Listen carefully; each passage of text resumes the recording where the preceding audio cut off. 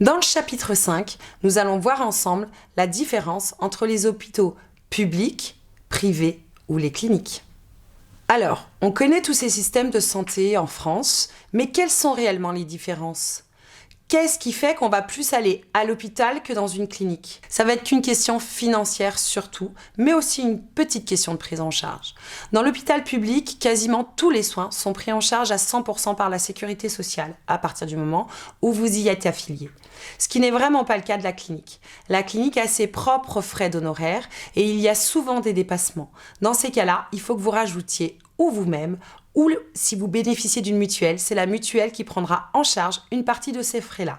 Cela ne veut pas dire qu'il ne vous restera pas quelque chose à votre charge. Il y a aussi une question de qualité de soins.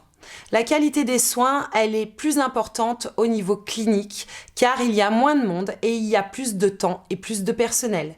Dans les secteurs publics, nous savons très bien qu'il y a beaucoup de monde pour très peu de personnel. Si vous devez être emmené pour une urgence, quelle qu'elle soit, par les pompiers ou le SAMU, de toute façon, ils ne vous emmèneront pas en clinique, mais ils vous emmèneront d'abord sur l'hôpital de secteur le plus proche de chez vous. Il y a plusieurs catégories d'établissements hospitaliers. Vous en avez tous entendu parler, je suis sûre. Nous avons les CH, qui est simplement le centre hospitalier. Et puis nous avons les CHU. Qu'est-ce que c'est qu'un CHU ? Un CHU n'est ni plus ni moins un centre hospitalier universitaire. Cela veut dire qu'il promouvoit et qu'il développe l'apprentissage au niveau de la médecine. Et ça veut dire qu'à ce moment-là, il y a des universités qui sont mises en place avec des internes qui pratiquent la médecine directement au sein de l'hôpital.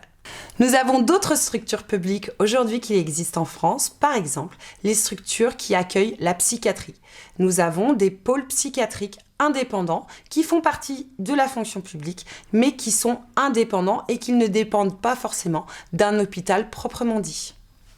Nous avons ensuite les établissements privés. Donc au niveau hospitalier, ça ne change pas réellement, ça reste public dans le système de fonctionnement.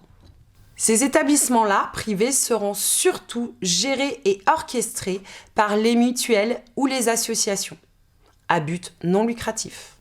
Nous avons aussi les établissements à but lucratif. Ces établissements-là, c'est simple à les reconnaître car ils sont généralement gérés et appartiennent à des médecins.